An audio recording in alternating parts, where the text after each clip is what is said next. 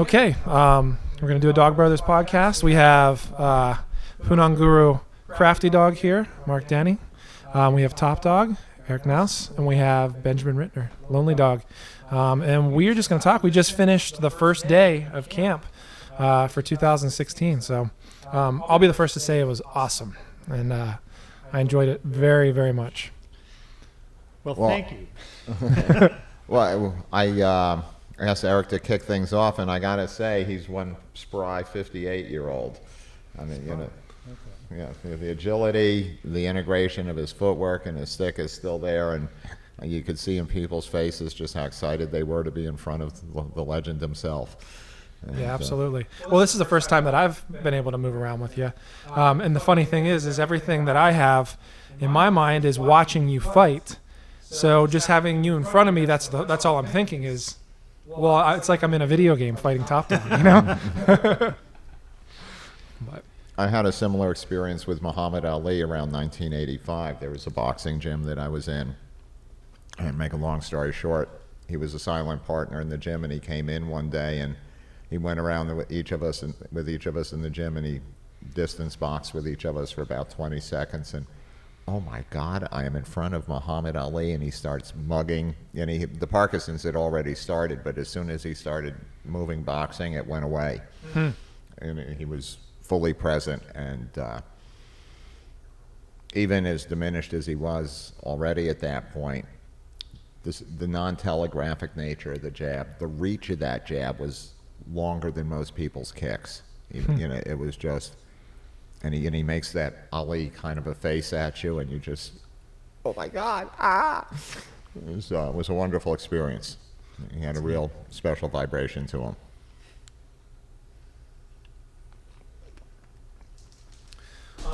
So let's talk about what we have kind of planned for the rest of the weekend. And to give everybody a heads up of how we structured today, we pretty much did 2 hours, 2 hours, and 2 hours. We started with Top Dog, and then Lonely Dog, and then we ended with Crafty Dog.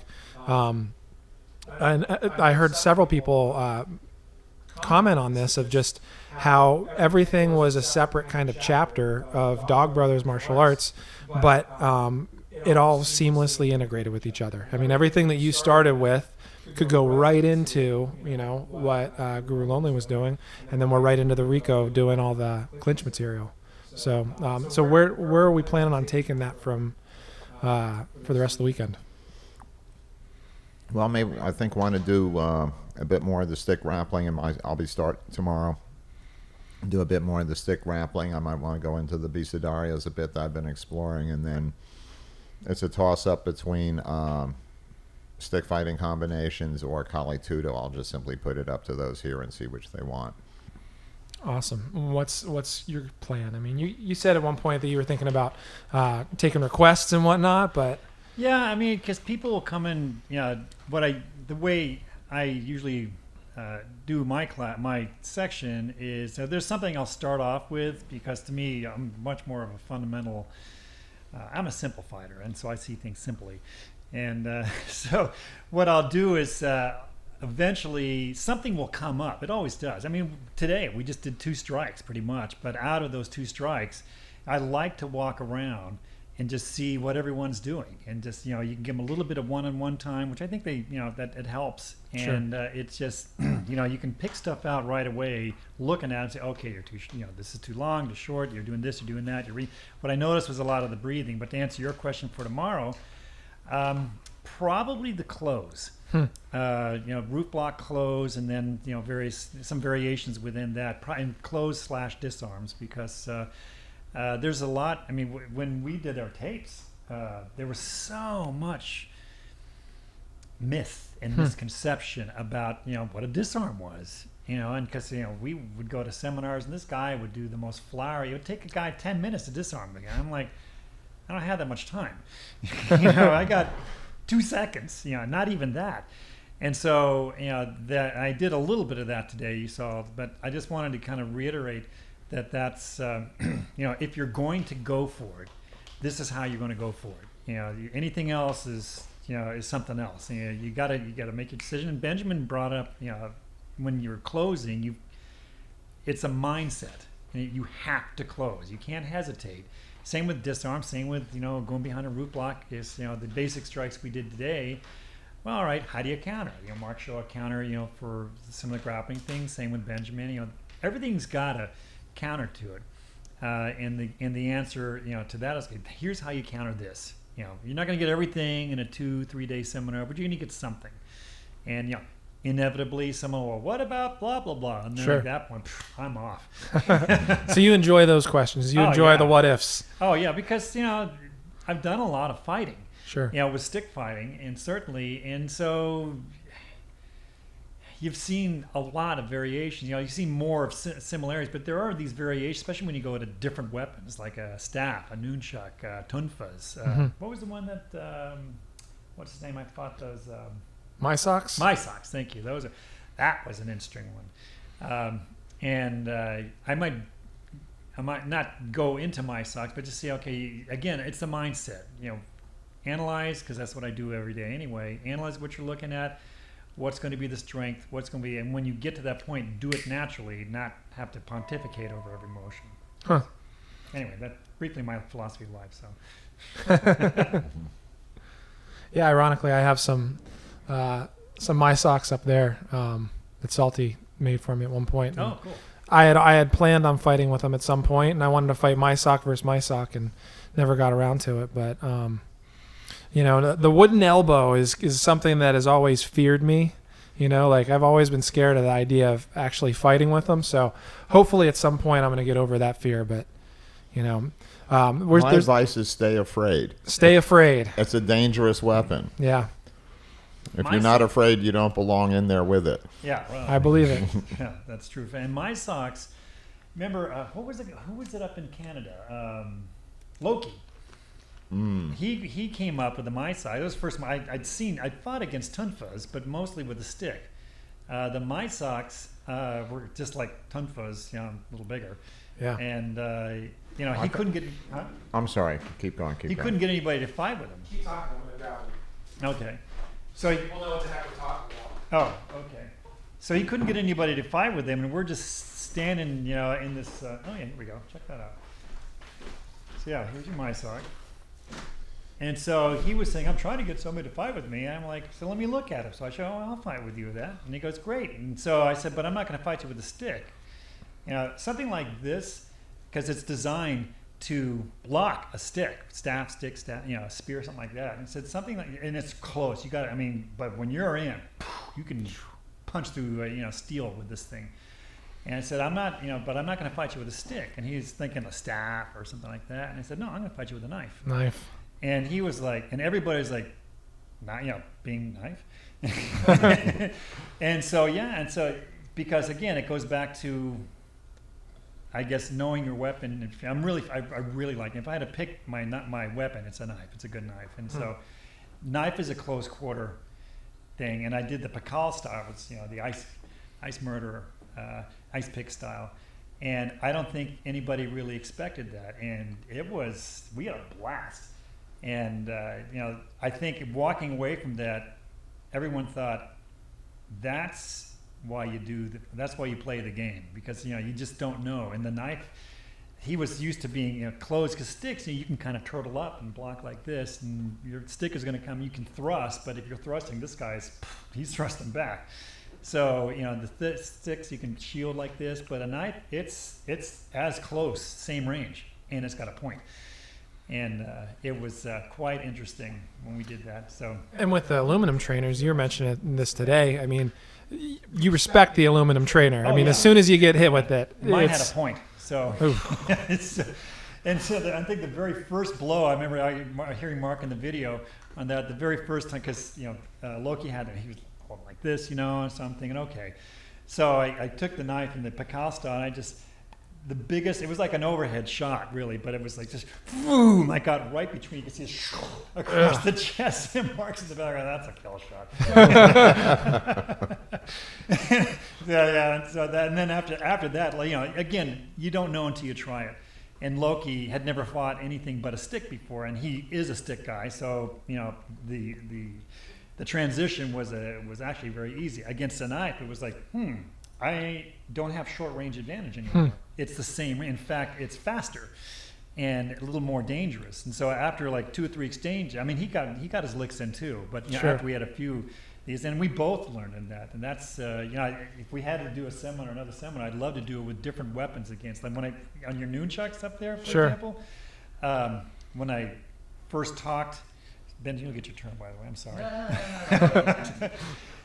You know, we had the people who had never fought weapons before, and they'd never fought the knives before. I said, okay, let me show you something. With a knife, this is how you fight with a knife. You know, and they're like the traditional, and you go back and march up and down this, you know, the down block and the up block and stuff like that. Very, very, you know, traditional, like we were talking about.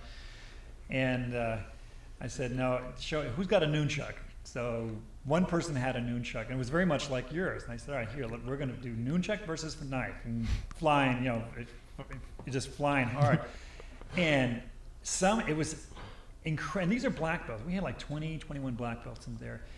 And some were, you know, most of them were like, whoa, we've never been allowed to hit like this before. I'm like, that's all you're going to be doing here. So you amp to it, okay, I understand. But, you know, you'd be better off doing it, frankly, if you're going to wear that belt. Yeah, how about it? And but there were a few who regarded it as heresy. How dare you fight with a nunchuck? How dare you swing? I'm like, are you kidding me? This is martial arts. Last time I checked, it says that on the door outside when I came in here. And, you know, and I was swinging with a nunchuck too, because most of them, they were doing this, the pop thing, the Bruce Sure. Lee, wah, which, you know, okay, it's Bruce Lee, but, you know, that's Hollywood. And this one was just a matter of, you know, I said, you take it, swing it like a stick, and then, you know, nunchucks actually translate to a stick translate to a nunchuck better than a nunchuck translate to a stick, I found, because people with nunchucks are used to doing things that you'd never do in a fight, and you'd never do against another weapon. Because, you know, if you hit nunchucks, when they hit a stick, they fly around for a second, and then you can get them under control. Sticks, you know, they bounce a little bit, but nothing like a nunchuck. But you can make the nunchuck move. That's why I did that. Move like a stick to some. It's a flexible stick, but it's a stick nonetheless. And you can do some damage with it. So it's almost like it's in between a whip and a stick. Yeah, kind You know? of. Yeah, whip. I fought a whip, and so that's an interesting weapon too. And then somewhere in there's also the 3-section staff, which we have. Who is it that's Gong Fu Dog. Kung Fu Dog? Well, just circling back to the nunchucker for a minute, what was the name of that tall guy who used to do the double nunchucker with you? Oh, He was pretty good. yeah. And because he could handle two with coordination, yeah. when one was recovering from impact, he had the other one. So, you know, I felt like he gave you probably the best fight that you've had with that weapon. that weapon. Yeah. I wish I could remember his name. He deserves mention, but... Yeah, and one thing that you know, a lot of stick world tends to miss is that sticks. I mean, sticks a great weapon. That's why I like it. You know, you can go, because I work in construction sites. I work in places where, you know, it's I don't have a dojo, but my Clark Kent job is that I'll be on job sites all the time where there's stuff laying around. I mean, it's building out, you know, whatever it is, and there's rebar, there's all kinds of neat tools that can double as weapons. Tell the story about the union guy and then with you and the screwdriver. Oh. Long time ago, we were doing some work up in San Francisco for data cabling work. And San Francisco. Thank you. And this guy, it was a union building, but the problem was none of the unions there did data cabling. It was just, you know, there were electricians, but they don't want to touch that, because then they're on the hook for it at that point. And at that time, you know, very few electrical union shops would do anything like that. So, and since we were in charge of the phones and the data, they just said, okay, go and do it. Well, people got wind that we weren't union, and a couple of guys didn't like it, and most of them were like the drywall guys or not so much the electricians, because they already passed on it and it was okay with them, but some of the guys didn't. And they were just being kind of jerks, you know. And so one guy stood by, you know, one day we were there for 4 days. The second or third day, 2 of them were standing by the door. You can't go here. Why not? Well, you're not union. Like, And I think, well, so what? You know, which, you know, is maybe not the word, the phrase you want to hear, but none of the unions are doing it. So you talk to the electrician and the GC, a general contractor. You know, they don't care. And so they wouldn't do it. So I was, you know, we were a little behind because the phone company had kind of screwed us up on some things. And the guy just, you know, he had a power drill. It was like, bzz, bzz, like that. When I was like, I'm thinking to myself, thought bubble threat? Are you kidding me? That? All right. So I had a screwdriver. It's a level 1 screwdriver. Level 1 screwdriver is really big and long, and you give it to the lowest ranked person around there because they can't do. You just say you go over there and do something because any of the high tech stuff is a real small screwdriver. So I just pulled a level 1 out there and went up to it and just stuck it in his nose, and I said, "Get that out of my way, or I'll put this through your fucking head." Excuse my French. We'll edit that out. And he just like, and his buddy was like, "Oh," and I kind of looked at him, and you know, you didn't have to say much at that point, and so they left, and so the GC came by later on and said, "I understand there's a problem." I said, "There's no problem. You know, these guys just didn't want me working here because I wasn't union." He goes, "Yeah, well, it's kind of a big deal up here, but you know, we're kind of keeping it on the down low," but never had a problem after that. I can imagine. So anyway, that's my story, and it was about this length too. Crazy. Yeah. The improvised weapons kind of concept, you know, I find myself wherever it is, even if I'm in Walmart and I'm picking up something and just starting to swing it around, or in Lowe's or whatnot. It reminds me of the one clip that's on, I believe it's on the Association or somewhere, and I believe you were getting ready for one of the last gatherings that you did, and you're swinging a metal pipe. Oh yeah. And that sucker is huge, and the only reason I know is because 7.5 pounds. There you go. I remember you saying that, and I said I need to go get one of these and really feel it. And it was like, what was it, Conan the Destroyer or whatever the heck it is, where he gives the girl the sword and she goes boom, and just falls down. That's what it felt like to me, just because it was giant. But so how is that, like, that kind of weapon with that weight? Like, how does that transition to stick? Because for you were moving it just like you would a stick. So to the person watching, you can't tell how heavy it is. Well, the one you're referring to, I mean, I still have it, and I still swing it around, and it is heavier. If I had to fight with it, okay, you could do it, but it's too heavy, you know, I think, to sustain a fight. I mean, if you have like a really heavy pipe, Benjamin, you can train with it, but I mean, how long can you fight with it? Yeah. You know, just in a different way. Yeah, and that's where, I mean, and to be honest with you, when you have something that heavy and that big, that's where in my opinion, technique really comes in, because it'll, you know, if you're boxing and your elbows are out here like this, your shoulders are going to burn out like in, you know, no time. Same with a stick or any heavy weapon like that. If you're way out here out of control, then you're going to burn out, you know, right away. And the same thing with you know, that was more of a training tool for me. I haven't never fought with it, although Sure. I wouldn't mind if it came down to it and I had to defend myself. Yeah, you bet I'd crush somebody's skull if he was attacking me. But you know, it's when you go back and swing that around and then go back to a regular stick, it's like paper. I mean, it's like, it's like snaps around. Even a respectable stick, it feels like nothing in your hands afterwards. But again, I don't recommend people starting with something that heavy because you'll burn out your wrists. You blow out your hands. You know, and that's Benjamin and I were talking about now. As you get older, these things, you're not old yet, but when you get there, I'm getting there. when you get there, you start to feel these things, you know, from days that gone by that start to catch up with you. Knees, you know, elbows, like what you were talking about earlier. You'll feel those things. And I've been really fortunate. I mean, most of us in Dog Brothers have, given what could have happened to any one of us. You know, Benjamin, you haven't had any major injuries, have you? No, but smaller ones. Yeah, the small ones you get. I mean, the hand stuff you get all the time, but major injuries. I mean, Mark's had the most major injury, and it wasn't even stick fighting. Sure. Oh, you're thinking my knee? Your knee, yeah. Well, to be candid, there's also I took a very strong shot to the head one time, and that's why my left eye drifts out now. And, you know, so that's pretty serious. Hmm. You know, When did you take the shot? That was the one you hit me that dropped me at the Sun Academy. Yeah. Okay. Well, I will confess a story never before told Ooh, before this podcast. we're getting some juicy details here.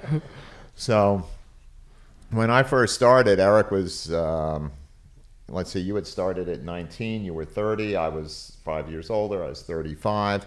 So here I am, a stone cold beginner, and he's got like 11 years of experience already. And so he always had the edge on me, and was the After Midnight group at the Inosanto Academy. And one night he went to do a low knee shot. We were knife. It was knife. We used rattan dowels in those days, and he went low to get me with the knife, and I did a beautiful counter shot that I just drilled him, and it was this spontaneous moment. I went, yes! I raised my hand because it was just a very wonderful, spontaneous moment. And a few years after that, we were doing a shoot at the Inosanto Academy for stick fighting, and he had a shoulder that occasionally dislocated, and I was able to score on him because the shoulder dislocated. And so I had a moment of uncool vibration. I raised my hands, and I shouldn't have done that, and I was off for having done that. And so he put his shoulder back in, and we went back out. And for some reason that day, I had discovered, 13.15, I had discovered the movement of an Inosanto 16, what we now call the Malayu. And I just kept doing it and doing it over and over again. It just felt good, even though it wasn't appropriate to what was going on. And he timed me. He was pissed because of what I had just done. And he laid. And no, but I mean, I was out of vibration there. And so he laid in a backhand like, oh my, it was serious. And that was back in the day of the first generation masks. And the horizontals to the head are where they protect the least. And if you look at the footage there, I was at I never put the 2 and 2 together. And I was at the eye doctor, and there was this one test, and he's just like, wow, your eyes are really not lined up with each other. Did you ever have a big blow to the head? I thought, so I brought in the footage, and if you look at the footage, you can see my left eye spinning. And so for a long time, it went back in, for many years, no apparent damage, but as the years have gone by, it's gradually drifted a little further and further out. So when I read, I tend to close my left eye because the eyes aren't lined up, and so that's I paid a price for that one. Yeah, and that's a split second. That was one shot. It wasn't like it was a culmination of a ton of things that happened over time. What other kinds of injuries have you guys had? Me personally, it's been I had a knee injury that occurred at the very end of one fight, but it was not something I couldn't, I was able to walk away from, but I knew it had been injured. Some cracked ribs, broken finger. Benjamin broke my finger one time as a guest in my house, I might add. Sorry. No, he's not. And the occasional ding. Most of mine are, I would say, cosmetic, but with the masks, there are times when Benjamin and I, we would go to the ground, for example, and the masks, the early masks, they were like a cheese grater when it came off. That's why you'll see in the early films, if you go down to the ground, one of the things you wanted to do as a fight, now it was optional, you could keep it on if you wanted to, but you want to get your mask off, because once you start grinding each other, the masks are like, a cheese grater on your face. And so, I still have silhouettes of scar tissue that looks like a mask pressed on my head. And that, I remember before my Angel, my wife, when she first went to a gathering, she saw this and she was like, oh my God, I'm dating. This is like a second date. And so, nothing like breaking a girl in, right, on something like that. And unfortunately, my sister, who had been raised around it, she had a really bad hangover that morning too, but almost didn't show up. So you get in there, and I really like this girl. You're going to go and make sure she's okay. And so they sat there and watched, and Angel goes, "Wow, they're really hitting each other," and like Shauna goes, yeah, and they're hitting each other. She goes, well, aren't you afraid they're going to get hurt? No, just don't worry about Angel, Eric getting hurt. Worry about the other guy. And so, so she sat there and watched this, and it was an experience for someone who'd never seen it before. And her comment to me afterward was that what struck her the most was after we finished fighting, guys would get up, high five, slap each other, and we're going to have a beer afterwards. You know, it was that kind of camaraderie, and I mean, that's how intimate fighting is. When did the become friends at the end of the day? Well, but before we get to that, just a story about Eric's first wife. Really? She was, she enjoyed watching him beat people up, and this was Tennessee, 1988. And Eric had just stumbled across the fang choke, and so he was just running around fanging everybody in sight. You know, when you got a new technique. Yeah. And there was this guy there who was about 230 pounds, muscular, athletic. Apparently, we found out later he had been Georgia All-State wrestler. And professional football player. Yes, and Eric closed him in because he was less experienced in the stick. We allowed him to wear one of those weak half headgears, and they have those bibs. And so Eric, got him about the head, and he's trying to fang him through the bib of the weak half, and it wasn't biting. And this guy just grabbed him by the waist and suplexed him hard, really hard. Boom. And Eric was knocked out. For 15 minutes, he was walking around. We were in Tennessee, but for 15 minutes, he was walking around saying, every 5 minutes or so, he would say, "Why are we in Minnesota?" Yeah, exactly. I thought we were in Minnesota. I thought we were going to visit my brother who lived in Minnesota at the time. I thought we were going to see him after we were done. And it wasn't until we finished and we were walking towards a hotel room when the clouds kind of parted, And I'm Well, like, but your first wife, I don't know if she should remain nameless or not, but she was shaken because that was the first time she'd seen Eric on the receiving end. Yeah, to this day, Brooke has never seen me fight. She hasn't even been to like a jiu-jitsu tournament. She's usually like, "Yep, you just go do it." In fact, the first gathering I did at the Raw Gym, my grandparents lived in Los Angeles. I think it was 19 or 20 maybe, and I told them I was going to a karate tournament.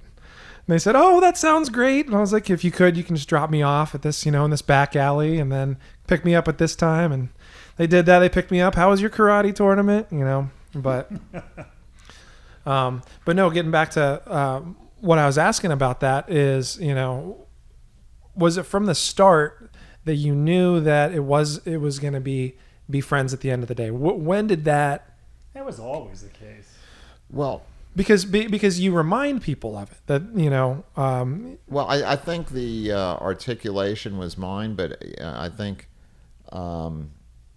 this goes back to Eric's Ronin period, where he at 6'4", 215, 220, and it was an era when people in Filipino martial arts tended to be less athletic.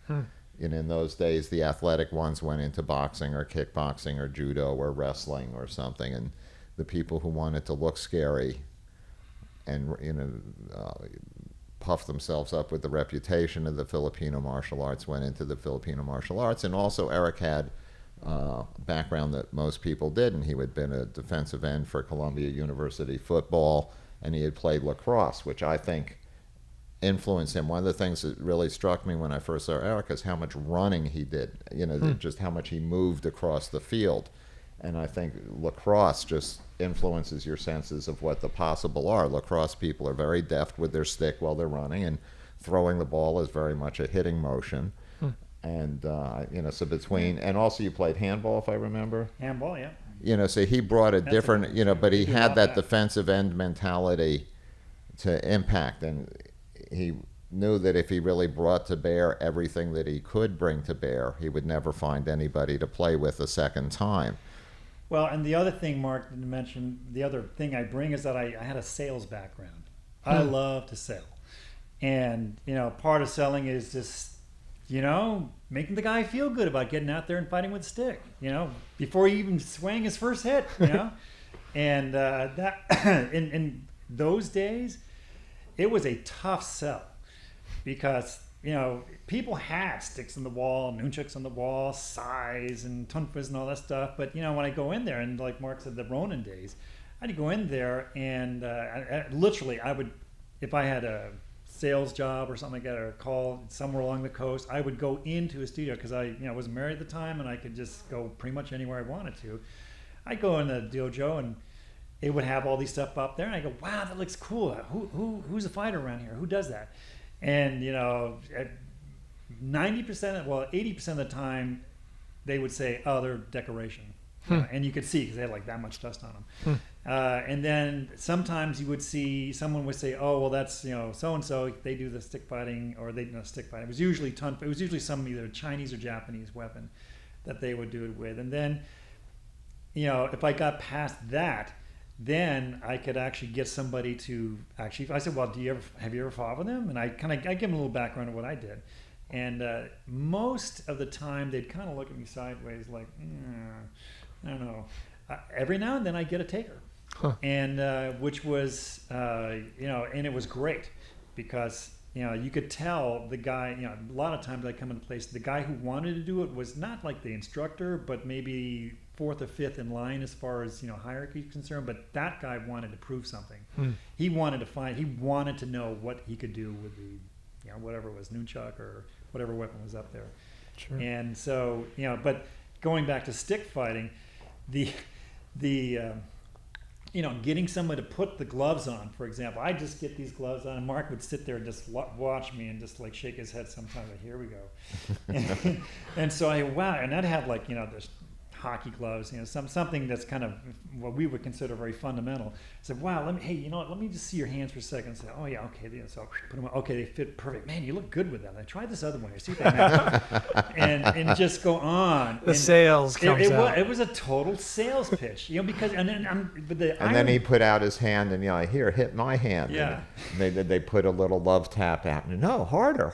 That's good. You move really well with that stick. Oh yeah. I mean, it was just it was a whole thing. And the irony is that I had to do this with quote unquote seasoned martial artists at the time. Sure. And one would think the brochure, when people read the karate martial art brochure, everybody's doing this and everybody's into the weapons. And no, they're not. They weren't. Even to this day, they're not. But they were even less so back then, because no one had heard of it. They'd seen the Bruce Lee movie with the two sticks that he did in Enter the Dragon. Yeah, Guru Dan. Yeah, but that was pretty much it until they saw. Well, that. and there was Goro Asano's Filipino martial art book, which spoke of the death matches in the Philippines. And what was my reaction to seeing Bill Gay and Chris Marcus come in? And then when they said they've been stick fighting, I said, they're not dead. Benjamin, now when you first heard about it, what was the reputation or expectation that you had when you first started doing stick fighting? So I stumbled across the first video series, the Real Contact Stick Fighting series, and I did before some Japanese martial arts with weapons. Yeah. We did some sparring, but not full contact or real contact. So no, it just hit me. I saw the video and I saw immediately, yeah, exactly. That's what I want to do. It was harder, as you said, it was harder to find people to train with, and I remember I was hanging flyers in my city that just said We'll fight for food. no, it's just informal stick fighter looks for people who are keen to train with him.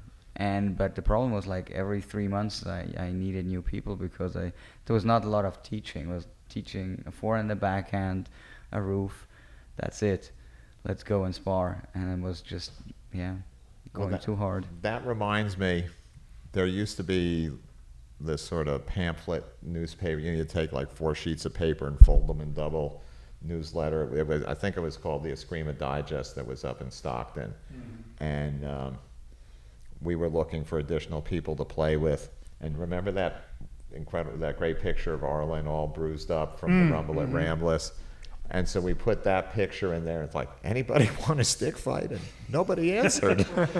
Oh, it was like right after during the Rumble of Rambless. And so we had gone for fighting for like almost 3 days straight, which is a long time.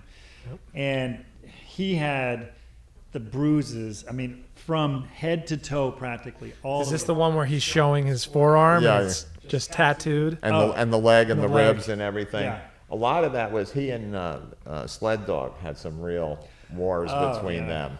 Yeah. You know, I would say the fight between them.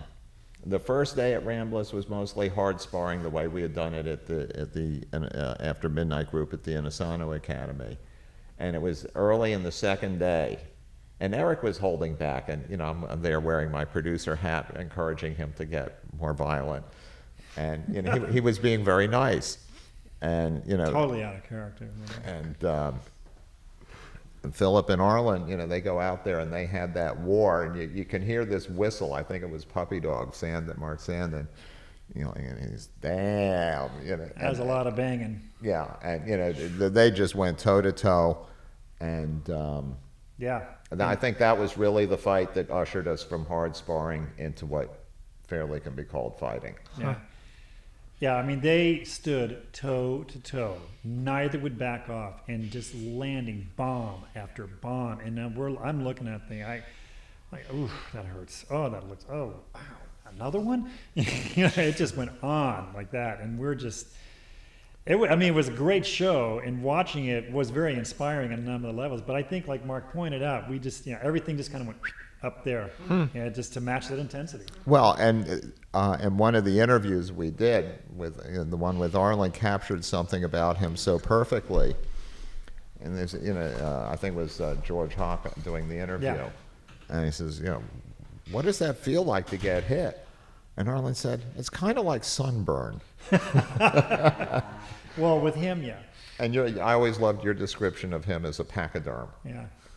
I mean, he just very high. Not only did he hit really hard, but he had really high pain tolerance, and you know, very hard man to discourage.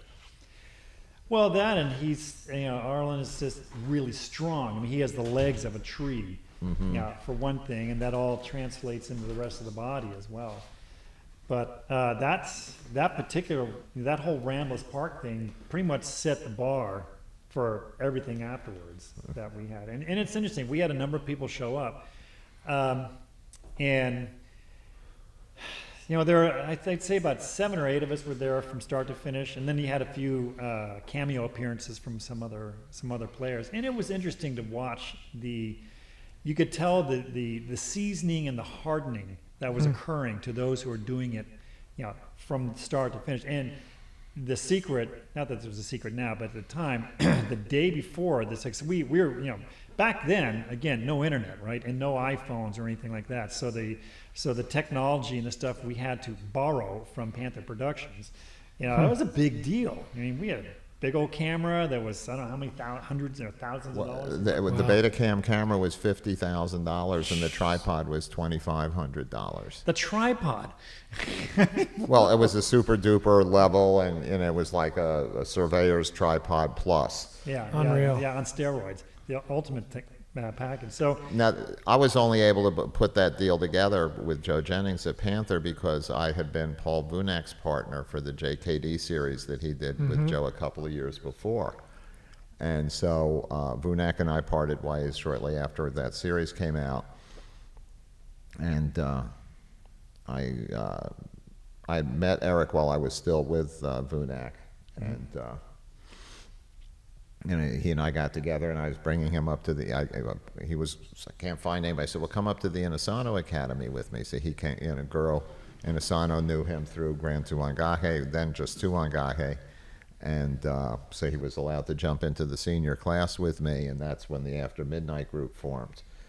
And I got the idea as well, let's do a video series featuring Eric. And so I went to Joe Jennings, and he said, stick fighting? Really? And I said, Joe, I brought you Paul Vunak, who made you a lot of money. That was a very successful series. And I'm going to do the same thing here. I'm going to make you a lot of money. And because of the success of the Vunak series, I was able to negotiate the right of artistic veto, because Joe kind of liked to sensationalize things a bit. And so we he wasn't as good an editor as Mark, so. And it was really funny. Vunak and I, we had the artistic veto on actually, I'm garbling the story. Vunak and I had artistic veto on the JKD series because Joe was so hot to get Jeet Kune Do. And we kept nixing everything he was doing, and finally he threw up his hands and left. And Vunak and I did the edit on that JKD series, and it was reviewed in, I think it was Inside Karate, which was then the second biggest magazine. And guy says, by virtue of my title as martial art journalist, I hereby give Joe Jennings his black belt in video editing. Even though, yeah, you guys, Even if it was Vunak and I, and so we were razzing Joe about that. So by the time the deal came around, Farag, I said, we get to do the edit, not just the artistic veto. right. And Right, so we had a lot of good camera equipment and everything like that there. And one of Mark's, I want to say pet peeves, but concerns was that I had a tendency to fight the night before. And we were given, Eric, because Arlen would stay over with me, and I think Puppy Dog, Mark Sandin came over too. He said, now, no fighting. Okay, no fighting. And then as soon as Mark left, we all kind of look at each other like, well, the park's just down the street there. Is that me or you? Not me. Oh, that's me. Stand by. Anyway, so we had the park we would fight was like right down the street, and they had lights there that was worked out nice. And we had a tennis court which had a lot of lights. You just stick a few quarters in, and you had lights for an hour. And so we went down and we fought for about 2 hours. And now, of course, I'm saying, not a word to Mark. Of course, the bruises and stuff would kind of like give it away. So we get there in the morning, and Mark's like, he's looking at, you fought, didn't you? I'm like, well, just a little bit. so that was the thing. But he was like, I told you not to fight. And like, but what I always found in a case like that is that the second day, first day you kind of get the cobwebs out and it shakes out. The second day is when a lot of the juices are really flowing, and and we fought. I mean, we went on for hours. There must have been. I knew we had 3 days, and I had put a lot on the line to put the deal together to get all this equipment from Joe, and I just didn't want anybody getting injured or dinged up and ahead of time, right? Blowing their chute, and all these people organized to come fight. Philip Jelinas had come down from Canada, and he had a rib that kept going out, so I was doing some sort of primitive amateur chiropractor adjustment to his rib periodically for the 3 days, and it was a special time. It's interesting. I consider you guys obviously the first generation. Guru Lonely, I feel like you were kind of towards the second generation, and I'm more of a third generation myself. For me, I was following you guys who had already done it, but thinking about it and thinking, all right, if I was the first person, would I have been able to do that? I mean, in regards to, I just fought, I just got licked, I want to go do it again. Like how did you get into that mindset for the 3 days that you did it? I mean, what went through your head were you thinking, I want to try something new, I want to do this, I want to fight him again? Like, what got you out there again? Well, let's see. For me, I just really enjoyed the camaraderie, with everybody, and I love that. And there's, I like swinging the stick, and I preferred not getting hit. But like Benjamin, your rule is not to get hit, right? And that was kind of my rule too, even though I ended up getting hit a lot. No, usually people are just afraid and move away from you, and that's why you can hit them. Well, but to get out there, I mean, we were on kind of a mission at that point, because the thing was that stick fighting was kind of the domain of non-people like us. I mean, whether it was Caucasian, Americans, whatever it was just not the domain of our domain. It belonged to the Filipinos. And rightfully so, because pretty much they were the ones who brought it in. I trained under Leo Guy, who is a Filipino, and he brought a lot of the techniques he brought in. But what he endowed really in my case, when going even to the primordial time before Dog Brothers, is that he really instilled in me the fighter mentality. Yes, you learn the technique, yes, you learn footwork and all that stuff, but he pretty much kind of said, I'm going to make you a fighter. And Tom Bizio was the other gentleman who I trained with at Columbia. Same thing. He was a fighter, but Tom was way more of a technician. If you ever see video of him, he's extremely. You remind me a lot of Tom, actually. Extremely precise, extremely quick, extremely just. The footwork was flawless. And it was so integrated with everything, and it was very smooth, very. He would glide, very quick. But the fighting, there was fighting there, but Leo wanted me to do more of the fighting. And for whatever reason, I was a little bigger than Tom. I had to them, American football was an aggressive thing, so I don't have to teach him to be aggressive. He's got that. And there's just that one thing we put in the tape at the end of tape 4, I think it was, I dedicate this, this particular tape to Leo, to Han Leo Gahi, who instilled in me the, what was the term? The desire to be great, feeling of importance with a desire to be great, or something like that. I have to go to the tape and look at it again. But that's what he did. He gave you a sense of importance, but just with a desire, you want to be really good at what it was. And so we were kind of on a mission. So fast forward years later, what we did was frowned upon by the Filipino community, because it was, I think it was kind of over the top to them. Not everybody didn't like it, but a lot of the American generation ones, the ones who came straight over right from the first, they were first generation, so they're fresh, they weren't native born, American born. More of them were okay with it. But a lot of their descendants were not okay with it, because it violated something that I didn't know.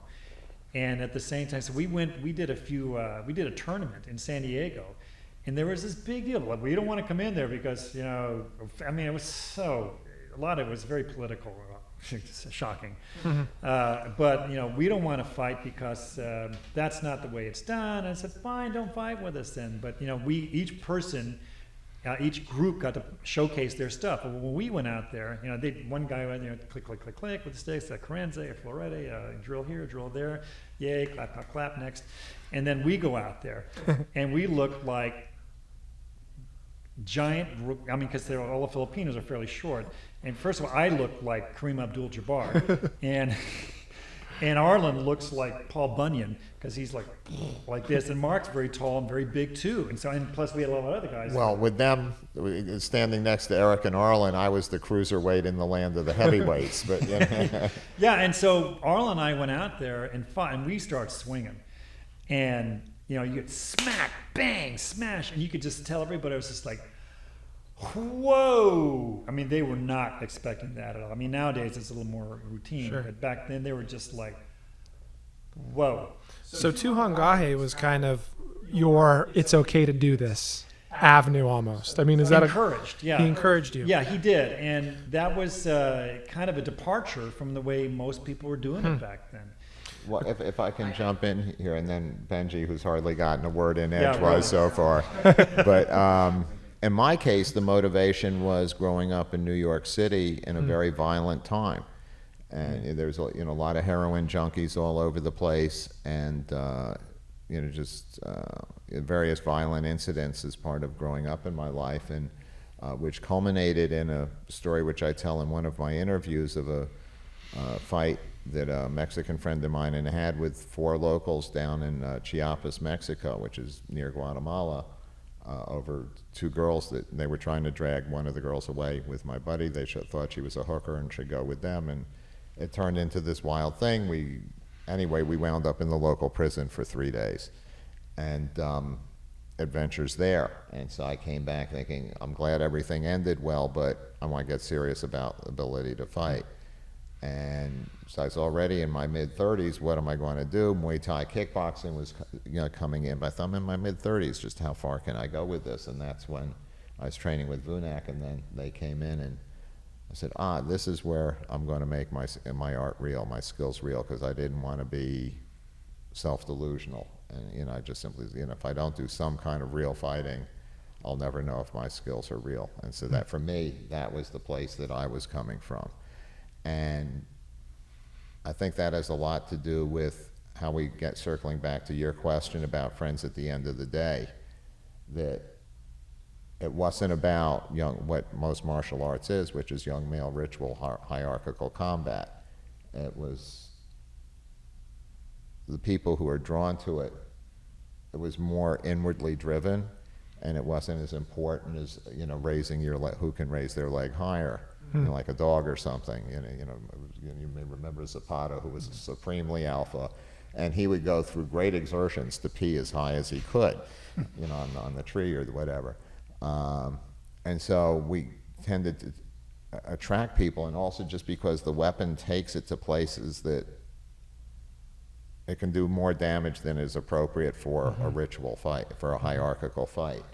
And so it became necessary in order to do it. And often I have people ask, don't you have people who take cheap shots? And I think anyone who is willing to take a cheap shot realizes that he then sees the world in a way believing that others are too. And because of the experience enables us to develop our skills, he doesn't want to do that against us, because we then will be able, it will come back at him. And there was a guy who fought a gathering or two when it was at the Raw Gym, and I won't describe him in too much detail, but he wore the bad boy shorts with the eyes on the butt or something, and he would do some sort of a victory dance. And even his students' nickname for him was Shogun Ego. And so he would only fight people who were nowhere near his skill level, and then do these this victory dance like he was in the cage or something. And some of our best fighters were just irked, and Rico they were lining up to fight him, and Rico Ciparelli came over to me. This guy needs his ass kicked. I might jump in here. Oh, okay. All right. Well, all right. Well, we have a segue, so continue the story. Yeah, Benji was one of the guys who said, "Would you like to go with me?" And actually, for several gatherings, I think it was like 2 gatherings, several full dogs were asking him, and he just could avoid them. And I promised myself, when he was avoiding one gathering, I asked him several times, "No, my card is full, blah blah blah." So my only plan was, like, half a year later, on the next gathering, it was, even if I don't fight anybody else, this guy I will fight. So I was like glued to him the whole day. I was following him like a stalker. And he's like, "So your card isn't full?" "Yeah." No, I just have one guy." "Okay, fight that one, and after we can go for a dance." And he tried to avoid me, of course, the whole time. And so I said, okay, this time. And he just came back from another fight. He was avoiding me again. I was like, "Okay, let's go now." "Yeah, but I'm winded. No problem." I holded him, and he stayed. I gave him like 15 minutes. No, I wanted to fight him. And then I really wanted to give him a lesson, right? So we tapped in, and the first combination I gave, and I just had to make pressure. I wanted to hit him a little bit. And I barely touched him. Maybe I touched him once, and backing up to a wall, and he was sliding down that wall. He was in fetus, fetal, yes. The eye were going open and close like this, and he was completely like this position. And I stood over him, and I was so angry that I couldn't hit him, because you can't hit the person who's down like that, And it was just that moment where I was, now you even avoid your beating. Yes. And then what happens, of course, what better than my beating could ever be, the whole room booed him. Everybody booed him. Even his students, they booed. And that was the last time he was ever there. Now there was this B-movie schmooze fest that used to run in L.A. called Dragon Fest, and it was a bunch of B-movie actors, Cynthia Rothrock and others of that ilk, and I ran into him. He was walking with his girlfriend. I ran into them there, I said, "Oh, we haven't seen you at the gathering in a while." And I'm just riding him and razzing him in. And the girlfriend knows exactly what's going on, and I give her a wink, and she has this look like she'd rather be with me than him.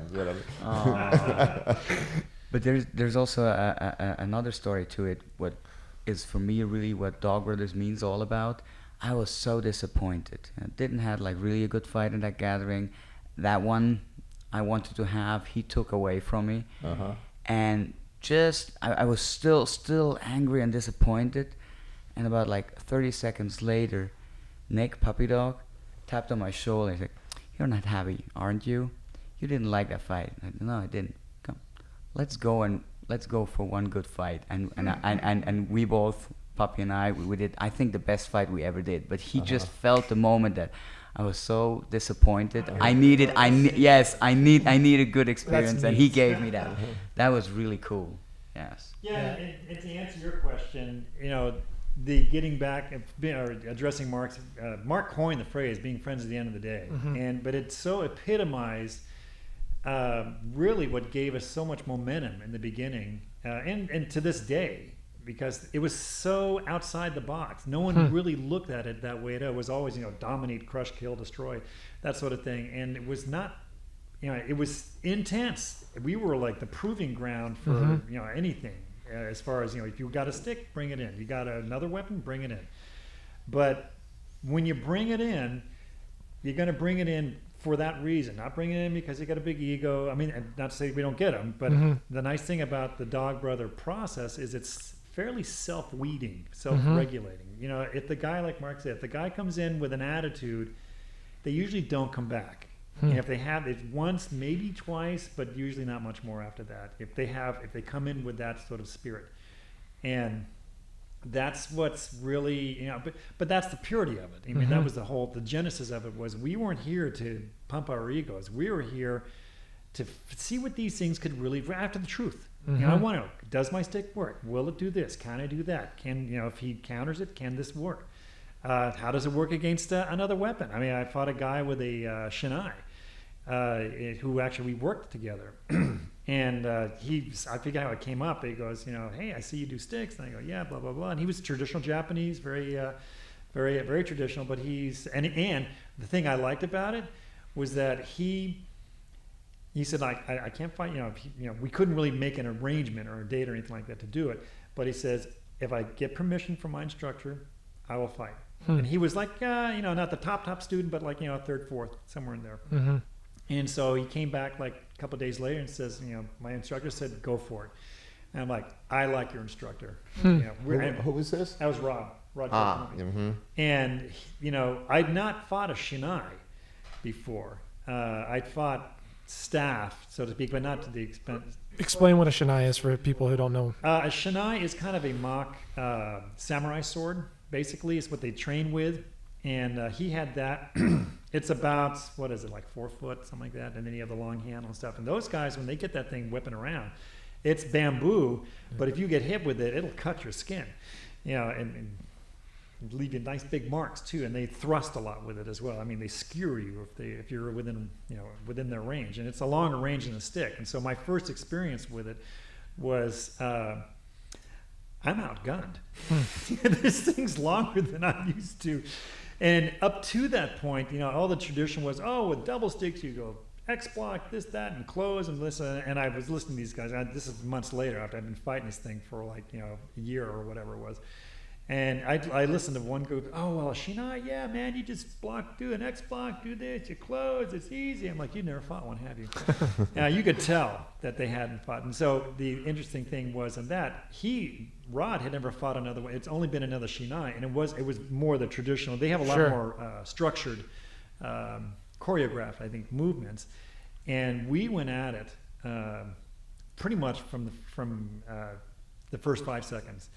And what I learned is that if you're going to fight a shinai, get a bigger stick than what I had that particular time, because I was trying to block and that thing just blasted through. And I said, after like 2 or 3 of those whacks that they had, I said, hold it.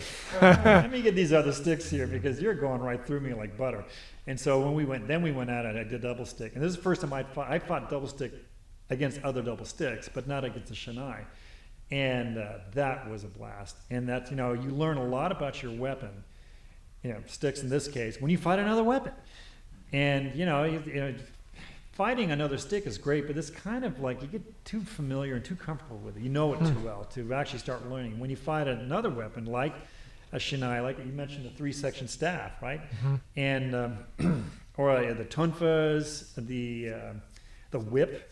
That was the whip was that was very the most unique weapon I fought. It was scary in one hand, not scary in the other.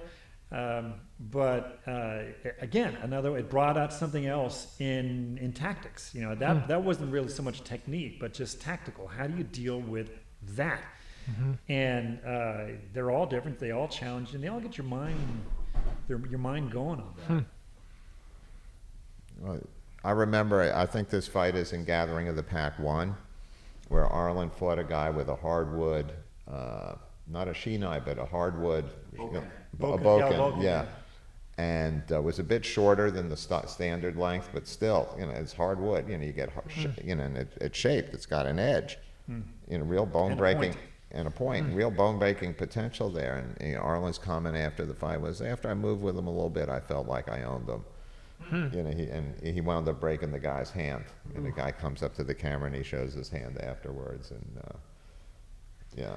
Yeah, and there's no substitute for doing it. Sure. And Mark would say, and Benjamin, same thing. If if you've never done it, you can tell. The guys who have done it can pick it out across the room. You can see, okay, they're saying this, saying that. I was like, no, it's not how it works. Well, and over time, we have seen a tremendous. In the beginning, it was mostly single stick, with an occasional double stick, and once in a blue moon, a staff. A Shark Dog, Mark Lawson, he would do staff or shinai, but very random. And I take credit for really a lot of influence getting people to see the double stick as an option, really getting double stick going, and also for staff. I had come back from the Pakiti Turshik camp in the Philippines, and I was working this stuff, and I said to Gurnasanos, I want to do staff at a Dog Brother gathering, and we had a lot of familiarity from my being one of his training partners for his jiu-jitsu lessons. And, God, rolling with Gurnasanos like I'm rolling with God. And, but, so there was a certain comfort level there. And so he went and he got some weak half headgear and some padded staffs, and we sparred 2 times. And, life-changing experience since I came out. And I started doing staff at the gatherings, and that's where staff really took hold. And I showed Benjamin my game. He's taken it further, but there's a lot of good staff, and now we're seeing people. The Europeans are bringing in the buckler, and some of the Germans are working a crossover dog. He's working with that double broadsword structure, and the buckler presents all kinds of interesting issue. As I was watching at the most recent European gathering, and it's at the U.S. Tribal. It's was seeing some very good work. It's starting to show up in the U.S. Open as well. But the variety of weapons that are being brought to bear is, things are just growing and expanding.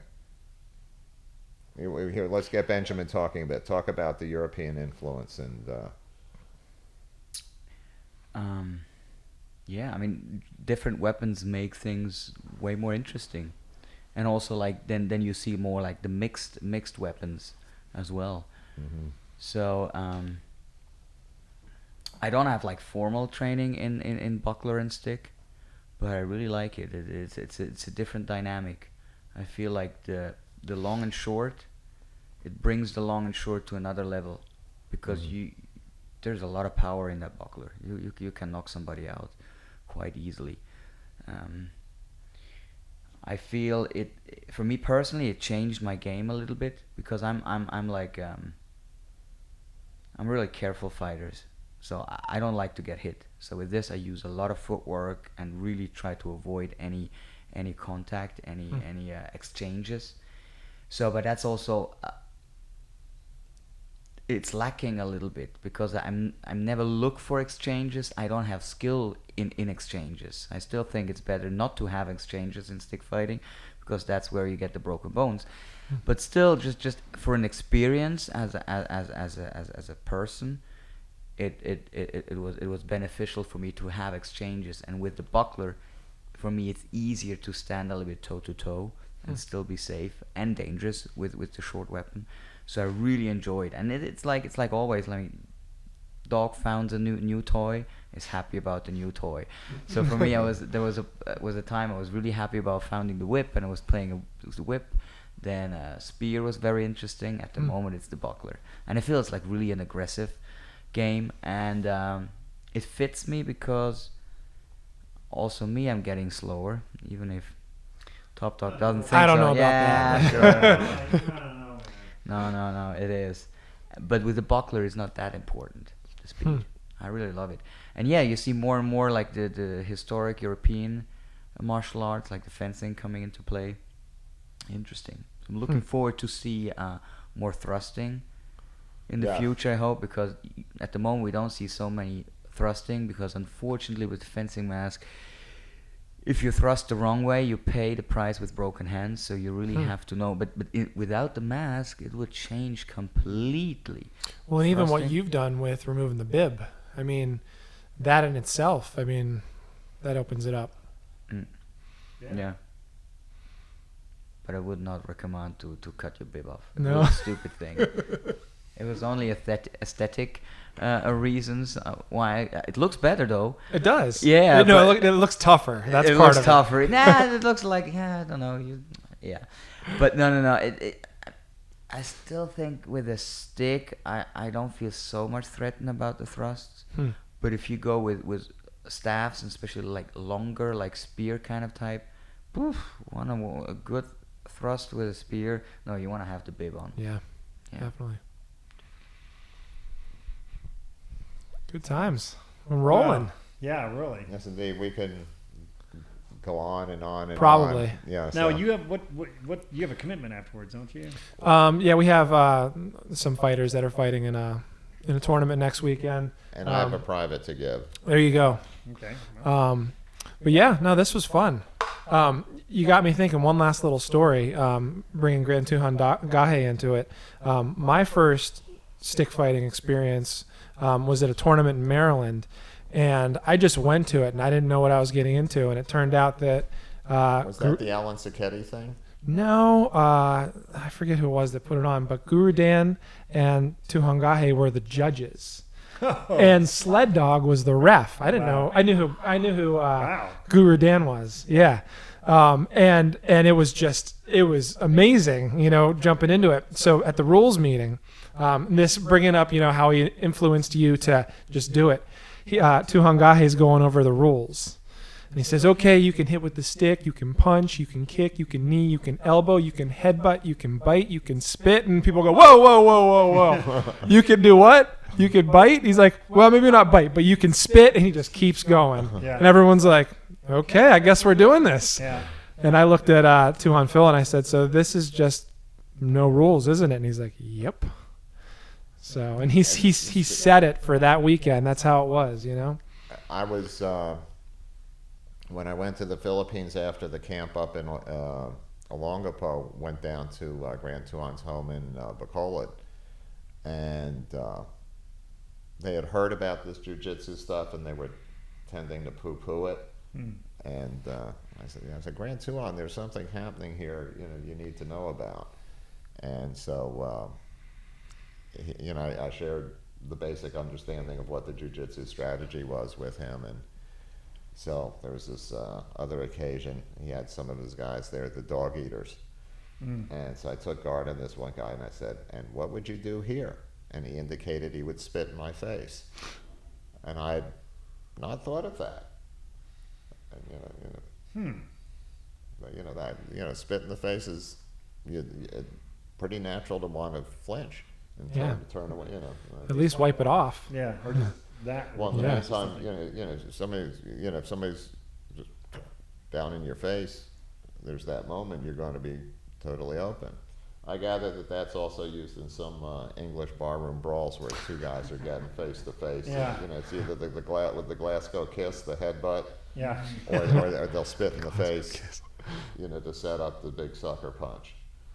And It just remind me, the last gathering in Hanover, there was a guy from Liverpool, and usually the English, they're really good with headbutts. He fought an Italian guy from Sardinia. And so the Sardinian was on the back, the English guy was in the guard. And I thought, oh, now you'll see the headbutts. But maybe he was too polite, shy to throw the headbutts, didn't think about it, whatever. And so about 15 seconds later, the Sardinian guy, so the Italian guy, was sweeping, so it was reversed position.